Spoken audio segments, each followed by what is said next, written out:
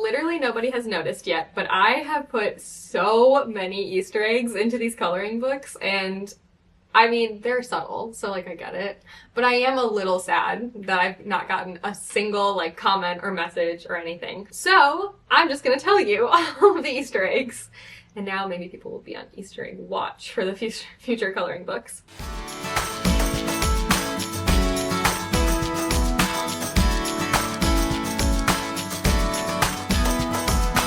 So I think The Good Life, which was the one I released first, I think it doesn't have any Easter eggs in it. I think I wasn't like hip to that idea yet. Yeah, it's not referential at all. Not very clever. Sorry. Okay. Put a bow on it. I think maybe the exact same scenario. I'm just gonna double check. Yeah, there's not a single reference in here. It's all very, oh, no, not that either. Well, I mean, like, Taylor Swift, I guess, but I feel like it's hitting you in the face with that. Farmer's Market is the first one that has any Easter eggs. So I think it just has this one page. But on the last page here, well, first of all, I drew my own product into it. So that's my little bee keychain. So I wanted to do a cute page that had like a farmer's market like circled on a calendar. But then I was like, what else do I put on the calendar? And this book was released in October. So I made the farmer's market day that was circled about a week after it was released so that you could color this page on the day that it was circled. I was going to make content about that and then forgot. And now this is the 2024 October calendar. So like, it's not going to be quite right this year in October. So I kind of fumbled on that one. However, there is a wedding on the calendar in this coloring book, and that wedding is a real wedding that the office went to, and it was Jordan and Ian's wedding. Ian worked at EVD for a couple years, and then Jordan has worked here since the very beginning, and so their wedding date is forever enshrined in the Farmer's Market coloring book. Who's next? All Booked Up has actually a lot of Easter eggs, but not as many as Coastal, which we will get to. That one has the most because I was really on something with that one. Okay, so here we are. On this page here, we have author meet and greet on 4/11 as like a note on the daily planner. Again, this is my own product that I drew into this page. But the author meet and greet date is the release date of the next coloring book. So this was released in March of this year, and then Garden Avenue was the next one, and it was released on 4/11. So that was predestined, foreshadowed. Yeah, that's a better word. In this book here. And then there's another one. Okay. It says, remember deadline 6/13 on this page, and that is the release date of Coastal Americana. So once again, that was foreshadowed. Also, did I put these release dates in the books just so that I could hold myself to them in print? Yes, because there's nothing that can keep me on schedule that isn't simply external motivation and somehow feeling like I'm letting somebody down. So to hold myself accountable to getting these coloring books done, I put the release dates in the print. Okay. There's, I think, one more. I think it's the same one, actually, like the same date, but it's on the bookshop page, if I'm remembering right. Yeah. Okay. Bookshop page, we have another, oh no.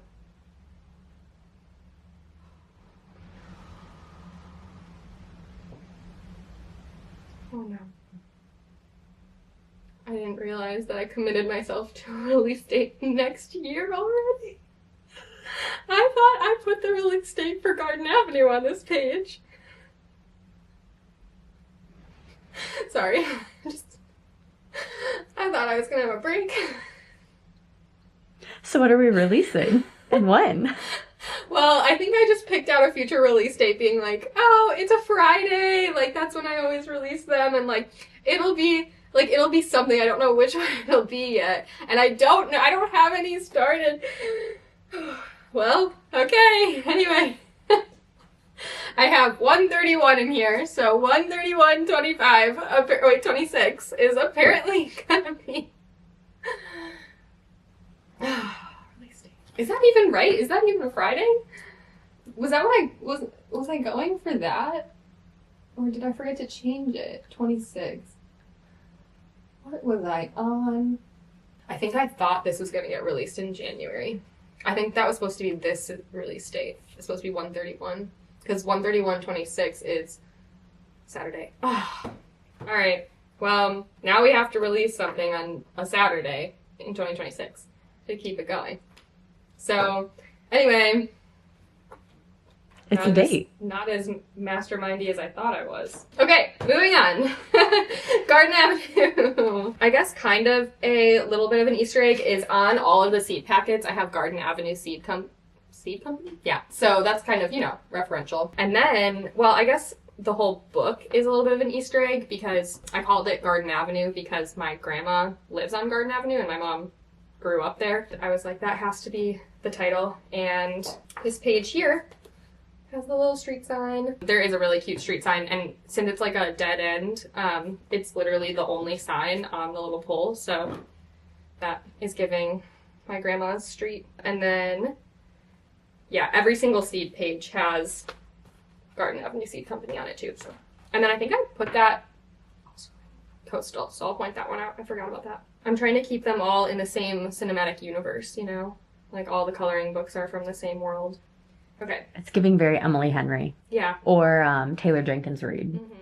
I am a best-selling author. Or very similar to that, for sure. Okay, here it is.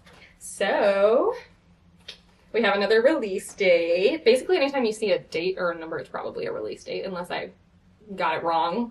Lincoln all booked up. But it's going to be made right. We're just going to have a Saturday release. It's going to be fine. So, Garden Party 8/22. I have committed myself to... I was a little unsure about that one when I put it in here. But I have committed myself to release this August. And so far, I've committed myself to, well, this release date, 6/13, and then 7/11, I think, and then 8/22, and then 1/31/26. I think I also... put another one in here. So anyway, 8/22 is going to be the release of, should I just say it or shouldn't I? I don't know. It's going to be a Halloween themed one. I'm calling it Sweet and Spooky. It's very cute. I love it. Okay, so that's, I think, all of the Easter eggs that are in here. So Coastal Americana. Love her. She's going to be a bestseller. Obsessed. I'm the most proud of the pages in here. These were my favorite pages because I got to draw a lot of really fun flowers, and some of my favorite pages I've ever drawn are in here, and I just think the designs are really adorable. But I feel like I really stepped up my game as far as drawing like scenes and landscapes and really capturing a vibe, and I'm just so proud of this book. I thought I wasn't going to be able to do it. I thought it was going to be too hard to put together 40 pages that like cohesively gave this theme, but I did it, and I mean, I pat myself on the back for that. Like, I didn't believe in myself with this one. So page 1.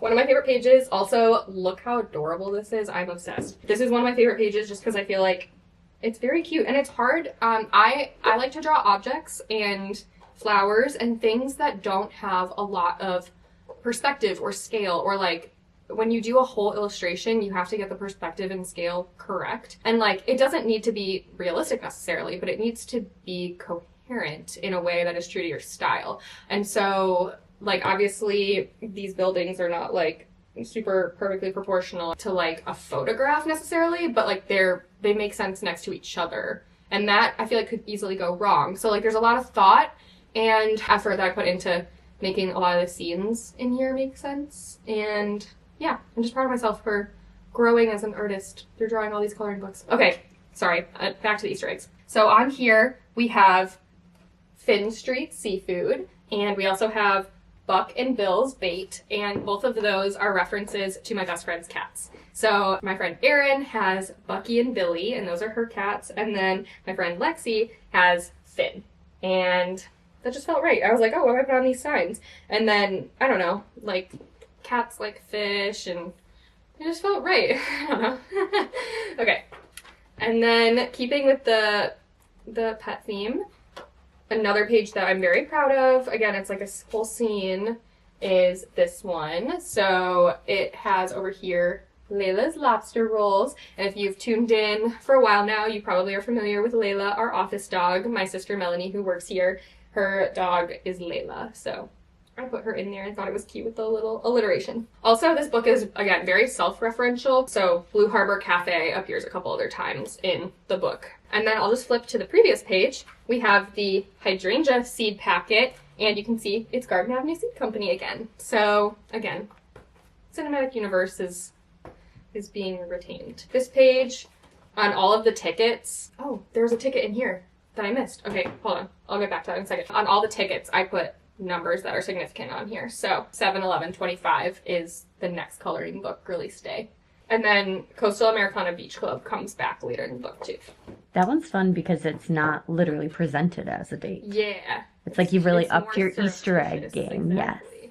I think there's a book club ticket in here, and I think it has numbers on it that I forgot about. Well, there's all these tickets that are just adorable, so I need to call them out. Oh, okay. So this one has the actual release date of the book. So we have 3/14/25. That's when this book was released. So that's the ticket to the book club. Okay, cool. Back to this. Sorry.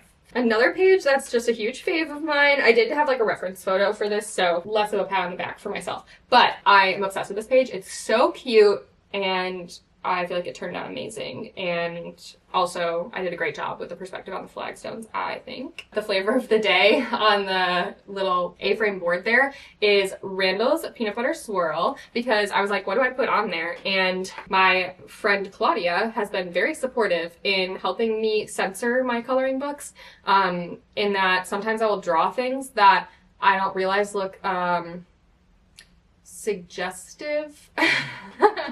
And put a bow on it. There were some strawberries that looked you know, like some parts, and I never thought that a strawberry would look like that. So then I was like, guys, does this strawberry look, because you know, a couple people were like, how about that? So okay, so I texted them coloring pages for censorship reasons, and so I was texting them about the light bulbs on that page, and then Claudia was like, why have you not drawn Randall yet? Because she really wants me to draw her dog. I struggle drawing dogs, it takes a while, so I was like, what if I just put your dog into the coloring page?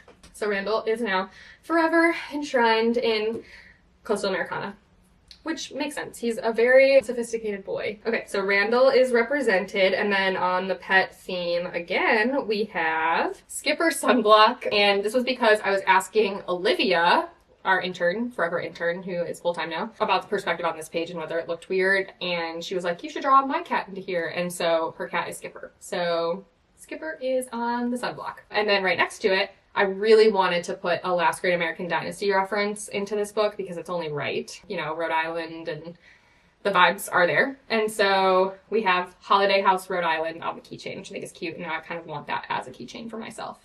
Also, I threw my friend Erin from the first page, Bucky and Billy, a Last Great American Dynasty themed bachelorette party, forgot the word, bachelorette party last year, and so that felt right that I needed to get into this book. And then this is like a light reference, so I was like, what do I make the cents on this stamp?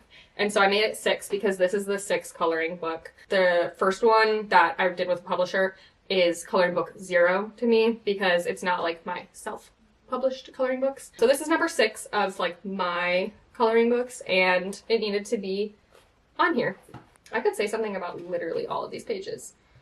Like how, this is a side note, but this one was a Stanley sticker. I drew it because of Stanley, the Tumblr company, asking me for custom stickers back in 2023. They literally bought like 50,000 stickers or something that year, and I drew them custom ones. And this was one of the stickers I drew for them, and then it was perfect for this book. It says, fan of long books on the beach, and I love it, so I'm glad it got into a coloring book. Yeah, it was a Reese's Book Club collaboration, so it was on the Reese's Book Club site, so I basically know Reese Witherspoon well.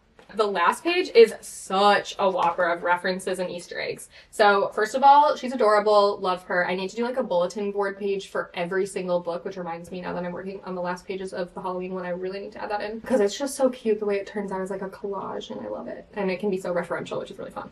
Okay, so on here we have a whale watching ticket, which has a release date in October of this year. So I'm locked in for another, so I have to do 3 more this year, but I have 2 basically done, so I just need to do 1 more for this year and then swing it back around for that Saturday release in 2026. I have a bunch of other coloring pages represented, so like this lobster is on the cover and in the book, and then This lighthouse is a whole page. The sailboat pops up a ton throughout this book. This is a whole page, this little sticker here. This is the same lighthouse and wave scene from the ticket, the beach club ticket. And then the tennis club ticket is a whole page. So I thought that really drew it together and was really cute. This is also the ticket for the Coastal Americana Beach Club again. Its release date is, again, the August one, so not a new one, thank goodness. So this is the release date of Sweet and Spooky on there. And then I have the release date for the July book, which is going to be the wallpaper-inspired one called Wallflowers. So the Fairyland ticket has that release date on there. So that covers all of the fun little references on here. Oh, wait. Okay, so on the matchbook page, I have the tennis club that is its own page in the book. And then I have Nantucket Fairyline, which is a ticket on the last page. And then I have Blue Harbor Inn and Cafe, which is on the Layla's Lobster roll page. So, again, cinematic universe is all tying together. Because why not? I mean, I could have just made up a bunch of other random things, and instead I just made it self-referential, which I thought was cute. Something I don't love about my coloring books is I think sometimes when I draw the same elements multiple times in a book, I draw them differently because I don't stick to one illustrative style necessarily, especially when it's just black and white, when I don't have to do color.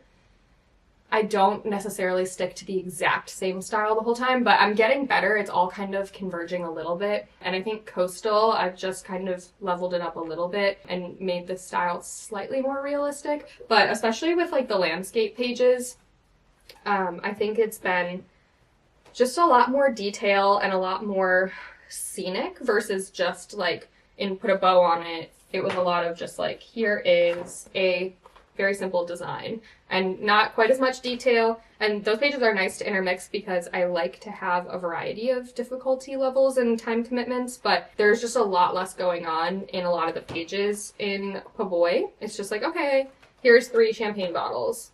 That's not as much going on. Also, because Coastal Americana really evokes a place, I think it made sense to depict that place versus like Put a Bow on It is very thematic and nebulous. I think The Good Life also, it's very place oriented, but I didn't do a lot of scenes, and I do kind of regret that about this book. So I feel like this was almost my redemption arc with that, is like doing a lot more really idyllic, really like kind of romanticized scenes in here. I think the only thing that was holding me back before is that I felt like I couldn't do it.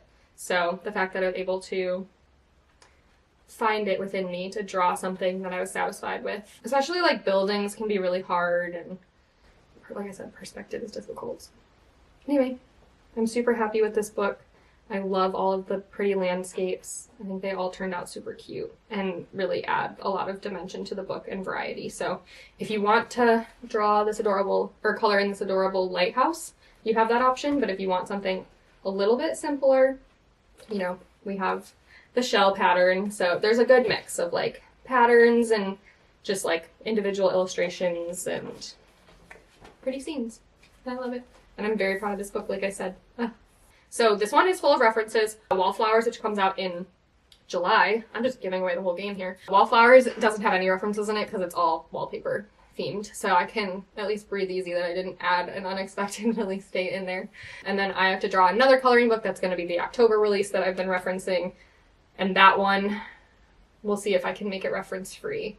Or maybe at least just release date free. Because it's a lot of pressure. I know. It's fine. Now that I have explained them all to the present, y'all have to figure them out going forward. And I will get the DMs and the comments that I've been hoping for of like, is this significant? Now I need to put like a red herring. No, I wouldn't do that. But put like a false alarm Easter eggs in the books. I just want to know who's going to be the first to find the one in Sweet and Spooky. Oh, yeah. The one. The one. Well, Jordan clocked it immediately. I showed her and she said, and I was like, yep, you saw that was the very first thing you saw. So I think it was pretty obvious. That's also the first thing that Taryn noticed when I showed him that page, but he didn't know what it was a reference to. He was just like, that's really cute. And I was like, yeah, and it's a reference. Okay. Also deeply millennial. It is deeply millennial, yes. So these are my beloved Pride and Joy, my coloring books. And those are all the Easter eggs inside them. Thank you so much for watching till the end. Please let me know if you spot an Easter egg I didn't mention.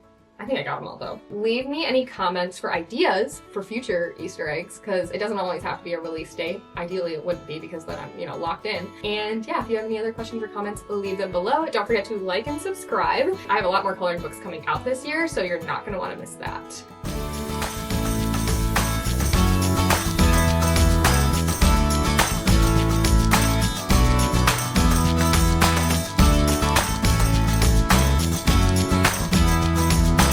Easter eggs, just call her Taylor Swift. Yeah, actually, am I a huge Taylor Swift wannabe for this? Absolutely. Yes. Yes. And I'm begging everybody to care about my Easter eggs.